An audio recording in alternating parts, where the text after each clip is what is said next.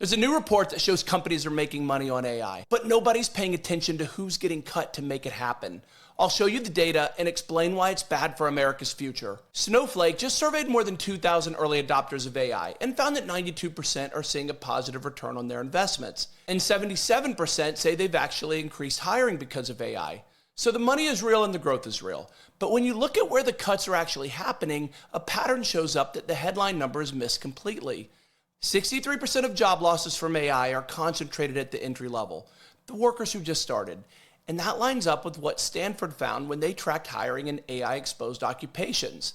This is what the data actually looks like when you zoom in. For software developers, that there's been about a 20% decline for entry-level people aged 22 to 26. That was Eric Brynjolfsson, director of Stanford's Digital Economy Lab, on stage this week with other top economists.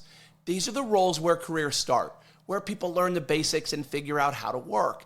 And those jobs are disappearing across every AI-exposed field. Brynjolfsson described the shape of what's coming. Professional fields like law, banking, and medicine used to look like a pyramid, wide at the bottom and narrow at the top. Lots of entry-level jobs feeding into fewer senior roles. AI is reshaping that into a diamond. The base is shrinking, the middle is expanding, and senior leadership stays lean. That diamond is the clearest picture I've seen of where this is heading. The pyramid made entry-level jobs the foundation of every career path, but the diamond makes those jobs optional. Every company builds its leadership pipeline the same way. You hire smart people at the bottom, you train them, and you test them with increasing responsibility. The ones who perform, you promote. That's how you get your future managers and directors and VPs. That pipeline starts with entry-level hiring. It always has. But when 63% of AI job cuts hit the bottom rung, it means companies are eliminating the training ground for the people who should be running things in 10 years. The Snowflake report says 77% of companies are hiring more because of AI, and that's great. But the hiring is happening at the mid and senior level. The on-ramp for professionals who don't have experience is getting more narrow every quarter, and nobody's stopping it because the quarterly numbers look great. Sarah O'Connor is an employment columnist at the Financial Times. She frames the problem in one question. Where are the people in the middle going to come from if you're only hiring a few at the bottom? That should concern all of us. I call it Goldilocks hiring. Every company wants someone with just the right experience, but not so much that they're expensive. The industry that's furthest ahead on AI adoption is advertising and media. 42% of the companies in that sector already run agentic AI in production. Autonomous agents handle tasks that junior staff used to own, things like research, first drafts, data pulls, and client reporting. Every one of those tasks was how someone early in their career learned their job. But those are disappearing, and at the same time, 96% of organizations say they still face data quality challenges with their AI. They need people who can evaluate outputs and spot errors and manage the gap between what AI produces and what the business actually needs.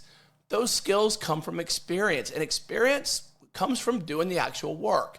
Companies need more skilled workers to manage AI, and they're cutting the pipeline that produces skilled workers.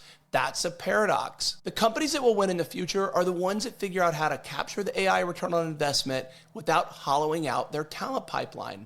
That means rethinking what entry level looks like. The junior roles don't have to disappear, they have to evolve.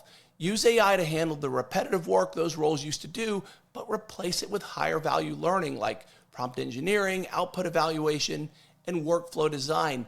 Give junior employees AI as a tool to accelerate their development instead of a reason to eliminate their position altogether. Things like mentorship and rotational assignments used to happen naturally, but now it has to be intentional.